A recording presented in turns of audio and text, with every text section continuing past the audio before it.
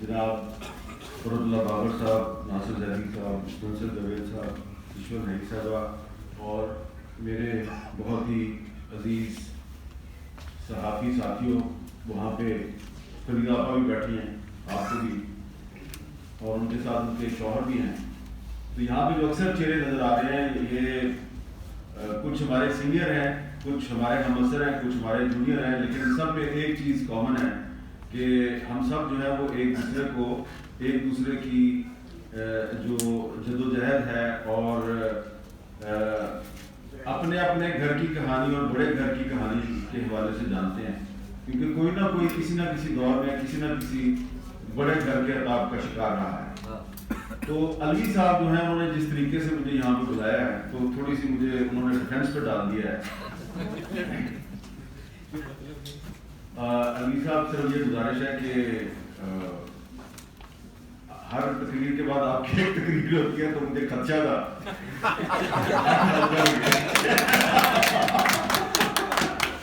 تو میں کہا 8 بجے سے پہلے فاروق ادھر ہی بیٹھے ہوئے جا رہے ہیں. تو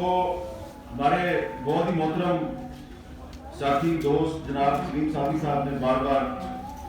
ہمارے ساتھی اور دوست مدثر صاحب کا ذکر کیا ہے. تو مجھے یہ اعزاز حاصل ہوا ہے کہ میں اس کتاب پہ دوسری دفعہ اظہار خیال کر رہا ہوں. پہلے کچھ دن پہلے ہم نے کراچی میں جو اردو کانفرنس تھی جہاں پہ ایشور آپا بھی موجود تھی، تو وہاں پہ بھی مجھے اس کتاب پہ بات کرنے کا موقع ملا تھا. تو جو میں نے وہاں پہ ایک بات کہی تھی میں وہی بات یاد دہراتا ہوں مدثر کی اجازت سے. تو کیونکہ میں دونوں کو، آسما کو بھی اور مدثر کو کافی سالوں سے جانتا ہوں، تو میں صرف یہ کہوں گا کہ جیسا کہ علوی صاحب نے جو کتاب کا انتصاب ہے اس کے حوالے سے مدثر صاحب کا جو کردار ہے اس کو بڑے آسان طریقے سے اجاگر کرنے کی کوشش کی ہے. تو میں صرف یہ کہوں گا کہ جو میں نے اردو کانفرنس میں بھی کہا تھا کہ اکثر آپ سنتے ہیں کہ ہر مرد کی کامیابی کے پیچھے کوئی عورت ہوتی ہے، تو اسی طرح اس کامیاب عورت کے پیچھے بھی ایک مرد ہے، وہ مدثر ہے. ایشور آپا کو میری بات پسند نہیں آئی، لیکن ایشور آپا جب میں آپ کو تنہائی میں مدثر کی جو جرت اور ہمت کی داستان ہے اور اس کے ساتھ 2 بیٹے بیٹھے ہوئے ہیں، ان دونوں کے بارے میں بتاؤں گا تو پتہ چلے گا کہ ماں کے پیچھے 3 مرد تھے، ایک نہیں 3 تھے، 2 بیٹے اور ایک اس کا شوہر. تو یہ ہمارے معاشرے میں جو ایک خواتین جو ہیں جو گھر سے باہر نکلتی ہیں اور کام کرتی ہیں، مختلف زندگی کے شعبوں میں جدوجہد کرتی ہیں، ان کو بہت سے مسائل کا سامنا ہوتا ہے. تو اس میں کوئی جو ہے وہ اس قسم کے جو مسائل ہوتے ہیں وہ ان سے گھبرا کے دوبارہ گھر میں بیٹھ جاتی ہیں، کوئی نہیں بیٹھتی. لیکن آسما شرازی صاحبہ جو ہیں وہ ہمارے ان قابل فخر ساتھیوں میں سے ایک ہے جو نہ صرف آگے بڑھتی گئی بلکہ ان کو دیکھ کے بھی جو بہت سی ہماری خواتین صحافی ہیں وہ ان کو دیکھ کے وہ ان کے ساتھ آگے بڑھتی گئی. تو اس لیے وہ ہماری صحافت کی دنیا کا ایک قابل فخر کردار ہے، اور اس قابل فخر کردار کے پیچھے اگر کسی مرد کا کردار ہے تو تھوڑا سا اس کو بھی تسلیم کر دینا چاہیے. اب میں اس کتاب کے بارے میں مستنصر جاوید صاحب نے جس ہولے انداز میں بڑی خوبصورتی کے ساتھ آپ کو جو باتیں بتائی ہیں، اور جب وہ تقریر کر رہے تھے تو میں کیونکہ ادھر بیٹھا ہوا تھا تو میں ایشور آپا کی فکر بازی بھی سن رہا تھا، تو میں نے مستنصر صاحب کی تقریر کو بھی انجوائے کیا اور ایشور آپا کی جو فکر بازی ہے اس کو بھی انجوائے کیا. میں آپ کو بتانا ہی چاہتا ہوں کہ جب اردو کانفرنس سے واپس میں آ رہا تھا تو جو آسما کی کتاب ہے وہ میں نے کہا اس کو میں راستے میں پڑھتا جاؤں گا، تو میں نے ہاتھ میں پکڑی ہوئی تھی. تو جب میں نے کراچی ایئرپورٹ میں چیک ان کیا اور میں جب جو مسافروں کا لاؤنج ہے ادھر جا کے بیٹھا تو ایک لمبی لائن تھی، تو میں نے کہا لائن لگنے سے بہتر ہے کہ میں 2-3 صفحات پڑھ لیتا ہوں. اب میں جناب وہ کھول کے بیٹھا ہوا تھا اور میں نے نوٹس کیا کہ بہت سے لوگ جو ہیں وہ میری طرف نہیں دیکھ رہے، میرے ہاتھ میں پکڑی کتاب کی طرف دیکھ رہے ہیں، کیونکہ کتاب کا ٹائٹل آپ دیکھیں نا اس کے اوپر آسما شرازی جو ہے وہ مسکراتی ہوئی نظر آ رہی ہے آپ کو. اور اس میں کچھ خواتین تھیں جو وہ ایسے انگلی گھما کے نا کچھ کہہ رہی تھی. مجھے سمجھ آ گئی ہے کیا کہیں گے، تو میں نے ان کو اگنور کیا. تو ان کی جو گفتگو تھی اس کے رد عمل میں وہ 3-4 مرد اور 3-4 نوجوان لڑکیاں جو ہیں وہ آ گئی میرے پاس، اور انہوں نے کہا جی یہ بہت اچھی کتاب ہے، اونچی اونچی بولنا شروع کر دیا، یہ بہت اچھی کتاب ہے. اور وہ کہتی تھی نا جب یہ بہت اچھی کتاب ہے تو عموماً کا ان عورتوں کی طرف ہوتا تھا جو اس طرح کر کے کچھ کہہ رہی. مجھے سمجھ آ گئی کہ ادھر جو ہے نا آسما شرازی صاحبہ جو ہے یہاں موجود نہیں ہے، لیکن ان کی کتاب جو ہے وہ موضوع بحث ہے، اور یہ جتنے بھی بات کر رہے ہیں کسی نے کتاب نہیں پڑھی ہوگی. کچھ لوگ پڑھے بغیر کتاب کی تنقید کر رہے ہیں اور کچھ لوگ پڑھے بغیر کتاب کی تعریف کر رہے ہیں. تو یہ جو ہے یہ پولرائزیشن ہے ہمارے معاشرے کی، اور یہ جو پولرائزیشن ہے اس پولرائزیشن کے ماحول میں یہ آسما نے جو کتاب لکھی ہے تو اس میں بالکل اس چیز کی وضاحت آسما شرازی اگر کر دے تو زیادہ بہتر ہے. لیکن میری جو ناچیز رائے ہے اس کے میرے خیال میں یہ جس بڑے گھر کی کہانی ہے وہ ادھر نہیں ہے، وہ ادھر ہے. سمجھ آ گئی نا، ادھر ہے، وہ مری اور اسلام آباد کے درمیان کوئی گھر ہے، اور وہ اصل میں ان کے ایک کالم کا عنوان ہے، اور وہ کالم کا عنوان ہے، اور وہ کالم ایسا ہے کہ جس پہ کچھ جو ہمارے جو دوست ہیں انہوں نے بڑا طوفان مچایا تھا. اور جس طرح میں نے ابھی تھوڑی دیر پہلے کہا کہ بہت سے لوگ کتاب پڑھے بغیر بھی تبصرے کرتے ہیں، تو انہوں نے کالم نہیں پڑھا ہوا تھا، لیکن کالم پڑھے بغیر انہوں نے آسما کے خلاف ایک پریس کانفرنس بھی کر دی، بیان بھی ڈال دیا اور پروپیگنڈا بھی شروع کر دیا. لیکن اس کے بعد انہوں نے جس بہادری کے ساتھ اس پروپیگنڈے کا مقابلہ کیا تو ظاہری بات ہے لوگ تو پہلے ان کے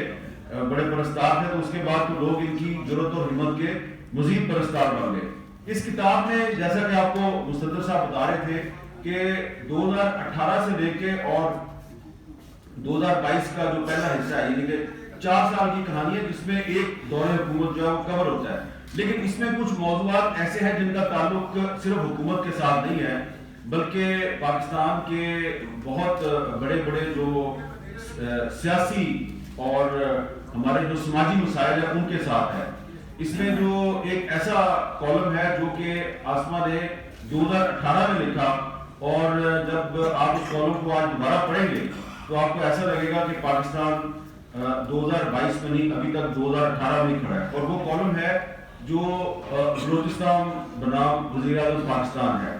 تو اس میں آسما شرازی نے بتایا ہے کہ بلوچستان کا کیا مسئلہ ہے، وہاں پہ جو لاپتہ افراد ہزاروں کی تعداد میں ہیں ان کو بازیاب نہیں کیا جا سکا، اور اس کی وجہ سے اختر مینگل جو ہیں انہوں نے عمران خان کی حکومت کا ساتھ دینے کا فیصلہ کیا ہے. اور اگر اختر مینگل کے مطالبات پہ عمل درآمد نہ ہوا تو پھر کیا ہوگا، اور پھر وہی ہوا. اور اس کے بعد اختر مینگل صاحب عمران خان کی حکومت سے علیحدہ ہو گئے، اور اس کے بعد پھر جب شہباز شریف صاحب وزیر اعظم بنے تو وہ ان کی حکومت میں شامل ہو گئے. اور پرسوں وہی اختر مینگل صاحب جو ہے وہ قومی اسمبلی میں تقریر کر رہے تھے، اور وہ اس موجودہ حکومت کے سامنے بھی اپنے شکوں کا شکایتوں کا انہوں نے انبار لگایا ہوا تھا. تو اگر آپ وہ کالم پڑھیں 2018 کا تو آپ کو ایسا لگے گا کہ پاکستان ابھی تک وہیں پہ کھڑا ہے جہاں پہ 4 سال پہلے تھا. تو اس میں ہمیں ایسی غلط فہمی کا شکار نہیں ہونا چاہیے. ہو سکتا ہے کچھ لوگوں کو میری بات بری لگے، لیکن مجھے نہیں لگتا کہ عمران خان کا دور حکومت ختم ہو گیا ہے. شہباز شریف صاحب جو ہے وہ وزیر اعظم ضرور ہے، لیکن لگتا یہ ہے کہ ابھی بھی حکومت جو ہے وہ عمران خان ہی کی ہے، کیونکہ عمران خان کی حکومت عمران خان کی حکومت نہیں تھی، اور شہباز شریف کی حکومت جو ہے وہ شہباز شریف کی حکومت نہیں تھی. دونوں کی حکومتیں جو ہے کسی بڑے گھر کی حکومتیں ہیں. اور اس کا سب سے بڑا ثبوت یہ ہے کہ آپ دیکھیں کہ آسما کی کتاب میں بھی کافی ذکر ہے علی وزیر کا. تو جب عمران خان صاحب وزیر اعظم تھے تو علی وزیر صاحب کو گرفتار کیا گیا، اور گرفتار کیا گیا خیبر پختونخوا سے بند کر دیا گیا ان کو سندھ کی ایک جیل میں. اور اب شہباز شریف صاحب کی حکومت ہے تو ایک اور پارلیمنٹ کے ممبر ہیں عادل سواتی صاحب، آپ ان سے اختلاف کر سکتے ہیں، لیکن حقیقت یہ ہے کہ ان کو اسلام آباد سے گرفتار کر کے پہلے بلوچستان لے جایا گیا، پھر بلوچستان میں کہا گیا جب عدالتوں کی طرف سے کہ ان کو رہا کر دیں تو پھر ان کو وہاں سے وہ سندھ لے گئے. تو اب علی وزیر بھی سندھ کی جیل میں ہے، عادل سواتی بھی سندھ کی جیل میں ہے. سندھ میں حکومت پیپلز پارٹی کی ہے، لیکن جس طرح کے شہباز شریف کی حکومت جو ہے وہ شہباز شریف کی حکومت نہیں ہے، اسی طرح مراد علی شاہ کی حکومت بھی مراد علی شاہ کی حکومت نہیں ہے، اور اسی لیے علی وزیر بھی جیل میں ہے اور عالم سواتی بھی جیل میں ہے. اور یہ ہے اس بڑے گھر کی کہانی جو کہ آسمہ شرازی نے اپنی اس کتاب میں لکھی ہے. تو اصل میں ہمیں پاکستان کو اگر ایک مثالی گھر بنانا ہے جس میں رہنے والے تمام لوگ جو ہیں وہ ایک دوسرے سے خوش ہیں، تو اس کے لیے ضروری ہے کہ ہم پاکستان میں آئین اور قانون کی بالادستی قائم کریں. اور اس حوالے سے بھی آسمہ نے اپنی کتاب میں یہ ایشو بھی بار بار اٹھایا ہے کہ اگر ہم نے پاکستان کو ایک مثالی ریاست بنانا ہے تو اس کے لیے ضروری ہے کہ یہاں پہ آئین اور قانون کی بالادستی قائم ہو، اور جب آئین اور قانون کی بالادستی قائم ہوگی تو تب ہی پاکستان کے عوام کا یہ ملک پاکستان، اسلامی جمہوریہ پاکستان، یہ مکان نہیں رہے گا بلکہ گھر بن جائے گا، اور پھر یہ ایک بڑا گھر بن جائے گا ہم سب کا. فی الحال تو یہ ہمارا مکان ہے، ہماری رہنے کی جگہ ہے، لیکن یہ ہمارا گھر نہیں ہے، کیونکہ گھر وہ ہوتا ہے جہاں پہ رہنے والے سب امن و سکون کے احساس سے مالا مال ہوں اور ایک دوسرے سے خوش ہوں. فی الحال ہم ایک دوسرے سے خوش نظر نہیں آ رہے، ہم کافی تنگ پڑے ہوئے ہیں ایک دوسرے سے، اور اسی لیے پاکستان کو آپ نے اگر ایک مثالی گھر بنانا ہے، اپنا گھر بنانا ہے اور ایک بڑا گھر بنانا ہے، تو یہاں پہ آپ کو آئین اور قانون کی بالادستی قائم کرنی پڑے گی. اور یہی آسمہ شرازی کی اس کتاب میں پیغام ہے جو کہ مجھے سمجھ آیا ہے، اور جب آپ پڑھیں گے تو آپ کو بھی سمجھ آ جائے گا. بہت بہت شکریہ.